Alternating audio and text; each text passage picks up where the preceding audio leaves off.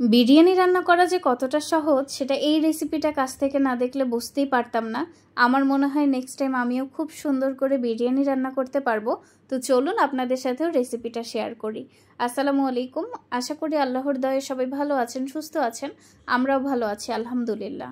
শুরুতেই একটা হাঁড়ির মধ্যে দিয়েছে অল্প পরিমাণে সয়াবিন তেল আর ফ্রোজেন পেঁয়াজ কুচি। পেঁয়াজটাও কিন্তু এখানে অল্প পরিমাণেই দিয়েছে। পেঁয়াজটা যখন লাল লাল হয়ে যাবে তখন এখানে মুরগির মাংসগুলো দিয়ে দিতে হবে। আজকে আমরা চিকেন বিরিয়ানি রান্না করছি। আমার মনে হয় এই রেসিপি ফলো করে যে কোনো বিরিয়ানি রান্না করলেই খেতে ভীষণ মজা হবে। এবার এই তেলের মধ্যেই মাংসগুলো খুব সুন্দর করে ভেজে নিতে হবে। আর এই ভাজার কারণে কিন্তু ব্রয়লার মুরগি থেকে কোনো ধরনের ব্যাড স্মেল আসবে না।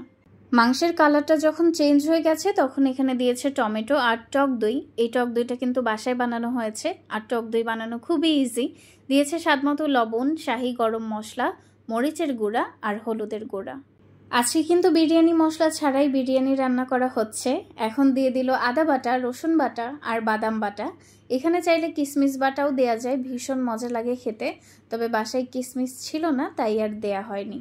এখানে আর কোনো মশলাই দিতে হবে না। এবার এগুলো খুব সুন্দর করে মিশিয়ে অল্প আঁচে অনেক সময় নিয়ে রান্না করে নিতে হবে।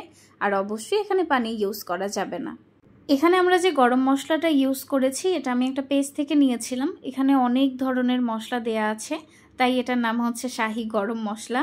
আর এই মশলাটা দিয়ে কাচ্চি, বিরিয়ানি, মাছ, মাংসের যে কোনো রেসিপি রান্না করা যায়, আর খেতেও ভীষণ মজা লাগে। এক চুলায় মাংসটা রান্না করা হচ্ছে, এখন আর এক চুলায় ভাতটা রান্না করে নেওয়া হবে। এখানে চিনি গুঁড়া চালটা নিয়েছে। চালটা যখন 80% সেদ্ধ হয়ে যাবে তখন খুব ভালো করে পানি ঝরিয়ে নিতে হবে। আর আমার মনে হয় এভাবে বিরিয়ানিটা রান্না করলে চালটা খুবই ঝরঝরা থাকে, দেখতেও ভালো লাগে, খেতেও ভালো লাগে। একটা হাঁড়িতে পানি ফুটিয়ে নিচ্ছে বিরিয়ানিটা দমে দেওয়ার জন্য।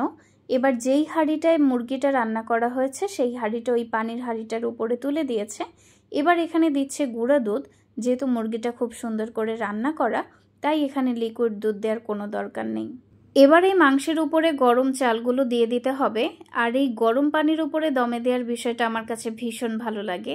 আমাদের বাসায় যখন পোলাও রান্না করা হয় তখনও কিন্তু এভাবে গরম পানির উপরে দমে দেওয়া হয়। এতে করে পুড়ে যাওয়ার কোনো সম্ভাবনাও থাকে না, আর চালগুলোও অনেক ঝরঝরা হয়। এখন দিচ্ছে কেওড়া পানি আর কয়েকটা কাঁচামরিচ। এই কাঁচামরিচটা ডলে খেতে কিন্তু ভীষণ ভালো লাগে। এবার দিয়ে দিচ্ছে ঘি। এই ঘিটাও আমি একটা পেজ থেকে নিয়েছিলাম, অসম্ভব সুন্দর ঘ্রাণ। এবার ঢাকা দিয়ে রাখবে বেশ কিছু সময়ের জন্য। 15 মিনিট দমে রান্না করার পরে যখন ঢাকনাটা খুললো, বিশ্বাস করেন অসম্ভব সুন্দর একটা ঘ্রাণ আসছিল।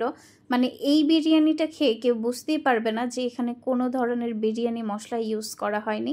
এটা এতটা মজা হয়েছে। চালটা একটু চেক করে নিল, এবার আবার কিছু সময়ের জন্য ঢেকে রাখবে। রান্নাবান্না শেষ, এবার খাওয়ার পালা। আর আজকের এই বিরিয়ানিটা শুধুমাত্র আমার রিকোয়েস্টেই রান্না করা হয়েছে, কারণ বাসার অনেকেই ব্রয়লার মুরগিটা খেতে চায় না। যাই হোক, এই পর্যন্ত যারা কষ্ট করে ভিডিওটা দেখেছেন তাদের সবাইকে অসংখ্য ধন্যবাদ। আর যদি আমার ভিডিওগুলো ভালো লাগে অবশ্যই ফেসবুক পেজটা ফলো দিয়ে এবং ইউটিউব চ্যানেলটা সাবস্ক্রাইব করে পাশে থাকবেন। এই সহজ বিরিয়ানির রেসিপিটা কেমন লেগেছে অবশ্যই কমেন্ট করে জানাবেন। সবার জন্য অনেক দোয়া রইল। আল্লাহ হাফেজ।